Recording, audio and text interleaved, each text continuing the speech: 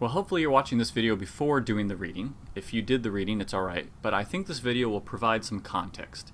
Chapter 4 and 5 cover the same material I'm about to present, so if you find me annoying and just want to read 2 more chapters, feel free. But I thought I'd save you all some time and summarize these 2 chapters here. With all the time you saved by not reading 2 chapters, take some time and watch a few episodes of The Office. No, but seriously. If you've never watched The Office, at least look at some clips on YouTube. First, for the sheer enjoyment of it, but second, because the way we're going to look at the models today, it would help if you knew the show and had seen the show and knew the characters. If not, I guess that's fine, but if you're a fan of The Office like I am, then some of this stuff will make a little bit more sense. While we're going to be looking at 3 different theories today that were developed independently and written about in the book in a different order than I'm going to talk about them, I think you'll find that these 3 theories are interrelated in many ways. The word picture of peeling back an onion and all of its layers is a bit cliche, but it works well on how we can describe these layers and how they're related to each other. The first layer is fairly simple and easy to understand in one diagram. The second theory is a bit more complex, but it's easy to see the connection between the two. The third theory and the third layer is far more intricate and requires a bit more thought when applying it. And I'm not going to explain that summary here. I'll leave that one to the text to explain. I think the text says it better, and I don't know that I could summarize it well. So, the first theory, the first layer. The first theory is the behavioral or style approach to leadership, which is well grounded in research. It's entirely descriptive in nature. It only says what leaders do and not what they should do. The second layer is the situational theory of leadership. It's kind of lacking in research, but it seems to make sense intuitively, and it's highly prescriptive, meaning it helps leaders know what they should do in a given situation. The third layer, or the path-goal theory, which has some research in its basis, is very prescriptive for leaders, if the leaders can account for all the variables that the path-goal theory takes into consideration, and it's quite a bit. So the first theory is based on 3 sets of research. One set came from Ohio State University and the other from the University of Michigan. And the third set is kind of research that puts the 2 into a nice, neat grid. Essentially, both the Ohio State and the Michigan University studies had the same focus.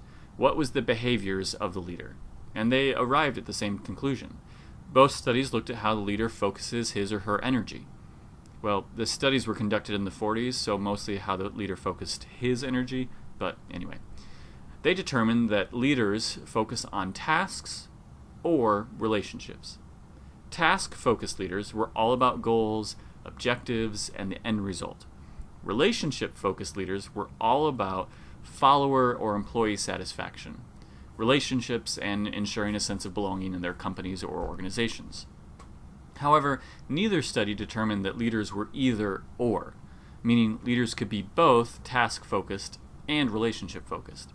A leader could provide a lot of direction related to a goal, initiate a great deal of structure, and be very focused on achieving the end results, and demonstrate characteristics of empathy, caring, listening to followers' needs and responding to their suggestions, and maintaining a friendly and mutually respectful work environment. So rather than describing a leader style or behavior as a fixed point on a single continuum like this, with task focus on one end and relationship focus on the other, leadership was conceptualized as being more like 2 intersecting continuums like this, or as Blake and Mountain, a third set of researchers depicted it like a grid. Here we see that they have identified task-oriented behavior of leaders as having concern for results, and the relationship-oriented behavior of leaders as being concerned for people. There are 5 main ways that these 2 sets of behaviors can interact and manifest themselves. Leaders who are high in concern for results and low in concern for people were considered authority compliance managers. With this style, efficiency in operations results from arranging conditions of work in such a way that human elements interfere to a minimum degree. Man, even that description sounds harsh. This style of leadership reminds us of a certain assistant to the regional manager, Mr. Dwight Schrute. If you've seen The Office at all, you know Dwight cares about following rules, getting work done, and beating everyone else in the office in sales, particularly in the earlier seasons of the show. The second set of leadership behaviors are the opposite. If the authority compliance managers, or the Dwight Schrutes of the world, care about results over people, the country club managers care about people over results. This would be like Michael Scott. Michael just wants everyone to have fun, to get along, and mostly to like him. In his mind, employees are family. He's actually a very incompetent manager. This isn't to say that all country club managers are incompetent, nor are all authority compliance managers tyrants. In fact, the researchers identified those who have low concern for results and low concern for people more as impoverished managers. We'll see in the next layer down how this style may actually be necessary at times, but for our sake, let's say this management style is a little like when Andy Bernard took over at Dunder Mifflin. He was pretty out of it, more concerned about himself than others or the company or the people he worked with. Eventually he checked out and went on a yacht trip, leaving the office to fend for itself. The fourth style or set of behaviors is the Jim Halpert Approach, or the middle-of-the-road style. I should emphasize this is later in the show when he took on more responsibility and didn't just play pranks. Here, concern for results is just about equal with concern for people. For Jim and leaders like him, it was all about balancing work and play. Michael went too far in play, and Dwight went too far in work, and Andy didn't really go anywhere. If you watch the show, you'll recall that this middle-of-the-road approach didn't really work well for Jim in the long term, since it's pretty ineffective at either concern. There is too much conflict that must be avoided if a leader is to stay in the middle of the road, and that's neither healthy for an organization nor effective in the long run. And finally, we have high leaders, because they're both high in their concern for people and high in their concern for results. There wasn't really anyone in the office that embodies this style, so this is where my object lesson breaks down. But team management leaders place a strong emphasis on both tasks and relationship. This type of leader is all about participation by followers and giving them the support they need and helping them to determine and move forward towards the task and the goal. I think this grid by Blake and Mountain is fairly simple to understand, and we can probably think for a moment about people we know who fall somewhere on this grid. Obviously, life is more complex than just the 5 highlighted styles, but these styles do serve to describe the basic behaviors of leaders. As you think and reflect on this description of leadership, it might be easy to think that the best type of leadership style is the team management style, but research doesn't really support that. In fact, there doesn't seem to be one universal style of leadership that fits every situation, which is also probably something we intuitively know, even if we do the same things or act the same way regardless of the style. So here we come to the limitations of the first theory and layer. It describes leadership, and I think it does this pretty accurately, but it doesn't do much beyond that. It doesn't help us to know when to switch styles, or how to switch styles, or what followers need or what followers want. So we must go down a bit deeper to the second theory or second layer. The second layer, which is discussed in Chapter 5, is the situational approach. I have to think that the situational approach was in part built on the concepts of the first layer, because there are some striking similarities. Here, instead of the term concern for people, the researchers Paul Hersey and Ken Blanchard use the descriptor of supportive behavior. This is better because it moves us away from the leader's motive, which may be masked, to the leader's actual behavior, which is really what we've been talking about all along. Instead of concern for results, we say directive behavior. This descriptor is less similar, but still about a focus on getting goals accomplished. In this model, the leader's focus is not on his or her own concerns, but on the follower's competence and motivation. When the leader understands these two variables, the leader can then determine where to focus their efforts. If the follower isn't competent or isn't sure how to do the job, but very motivated to do it, that's going to require a different focus than if the follower is very competent but not very motivated. As you can see from the model, the high directive and low support behavior is considered a directing style, and one could assume that many of the same characteristics of an authority compliance style mentioned in the previous model. We'll set the office characteristics aside in this model because in this model the leader is changing and adapting to fit the follower's needs. Now the directive style isn't a Dwight Schrute autocrat trying to beat people up or trying to get the most results. Now the directive leader is aware that the follower, while highly motivated to accomplish the task or goal, is pretty new to the task or doesn't really know what they're doing. They need a lot of technical support, but not a lot of motivation.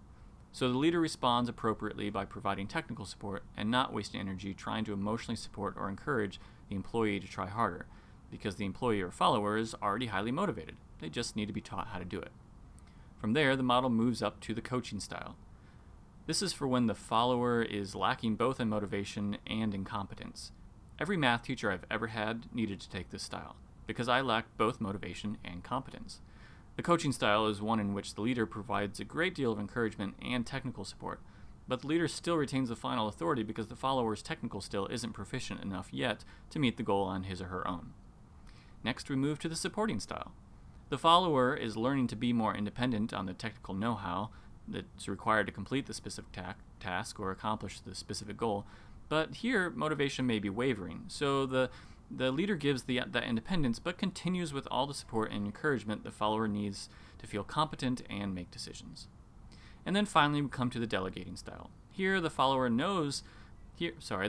knows that the follower is highly skilled and highly motivated. The leader really doesn't need to do much. In fact, they may have just worked themselves out a job. The follower is motivated to do the job well and has the know-how to enable them to do it. At this point, the leader can simply say, "I need this done, and I trust you to do it how you think it needs to be done." The leader knows the follower doesn't need the emotional support or the direction, so they're pretty independent. There's another layer to this theory, the follower's developmental level, but we're going to bypass that part of the diagram. If you want to look in Chapter 5, you can check for yourself. So hopefully you can see the similarities and differences between the previous behavior or style approach and this, the situational approach. Both focus on two sets of behaviors exhibited by leaders, but the situational approach takes into consideration the follower's abilities and their motivation. The first layer was simply a description about what leaders do, and the second went a little bit deeper to show that leaders need to respond to followers' needs by adapting their style to fit the given situation.